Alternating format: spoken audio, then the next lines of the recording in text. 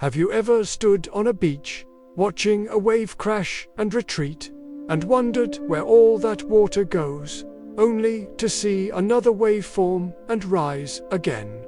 It's a cycle, a constant renewal. Now, think about your own existence. If you were made once, from absolutely nothing, why would it be so hard to believe you could be made again? The Quran poses this very question, a question that cuts through doubt and reaches the core of our being. Does man not remember that we created him before, while he was nothing? Think about that for a moment. Before you had a name, before you had thoughts, before you had a single cell to call your own, you were brought into existence. The same power, the same infinite, creative energy that arranged stars into galaxies, that sparked life on this planet, is the very same power that promises to bring you back. This isn't about some far-fetched fantasy. This is about a promise of resurrection. A promise that this life, with all its joys, its heartbreaks, its triumphs, and its struggles, is not the final chapter. It's the prelude. The second creation, the resurrection, is the grand unveiling. Imagine a cosmic clock ticking since the dawn of time. One day, that clock will stop, and then it will start to run in reverse. Not literally, perhaps, but metaphorically. Time, as we know it, will fold in on itself.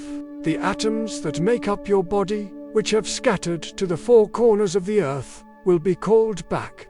They will reform, not by chance, but by divine command. The same intelligence that knew how to assemble you the first time knows your blueprint by heart.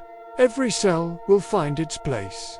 Every memory, every thought, every feeling you ever had will be restored. It's like a masterful artist who, after creating a beautiful sculpture, can perfectly recreate it down to the last detail, because the vision, the blueprint, exists within the artist's mind.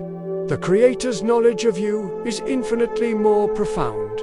This reassembly isn't just physical, it's a resurrection of truth. The Quran tells us that on that day, the earth itself will tell its stories. Every action you took, every word you spoke, every secret you thought was buried forever, will come to light. The ground you walked on will bear witness. The air you breathed will testify. Every hidden truth will rise, and every secret will finally speak.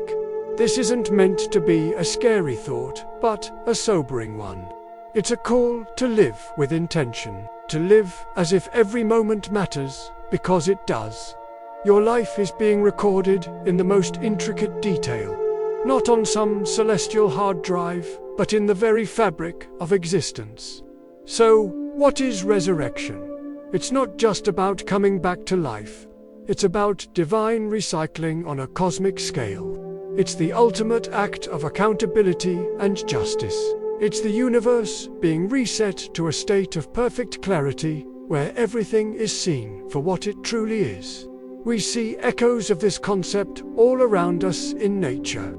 A seed falls into the ground, seemingly dead and gone. But with water and time, it sprouts into a magnificent tree.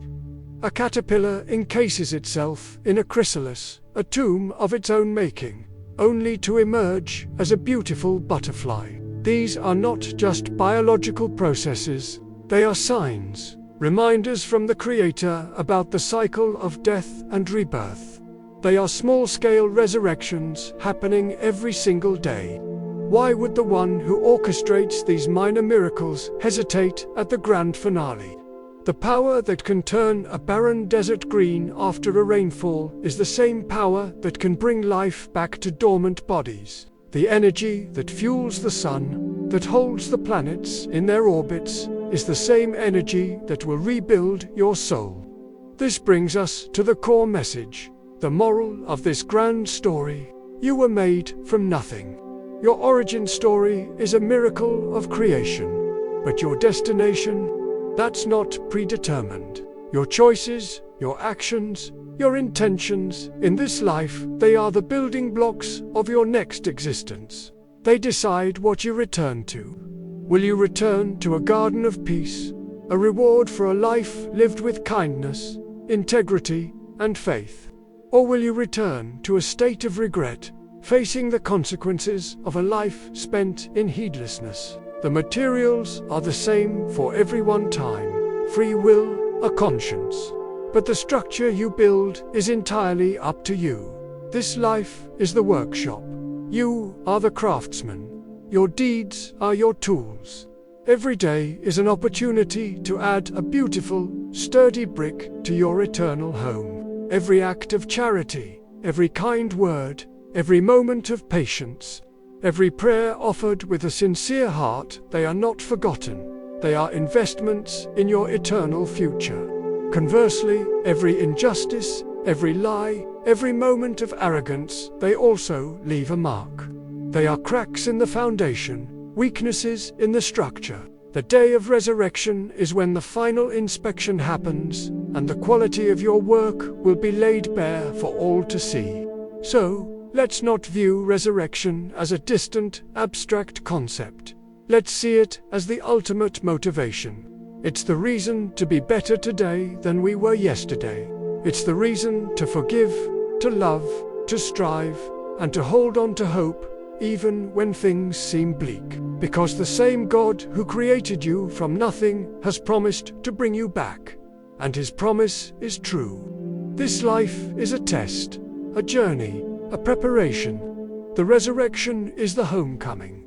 Prepare for it, live for it, and trust in the one who made you once, and will, without a doubt, make you again. Thank you so much for watching. If this message resonated with you, please consider liking this video and subscribing to the channel for more content that explores these profound truths. Your support helps us continue this journey of reflection together. Peace be with you.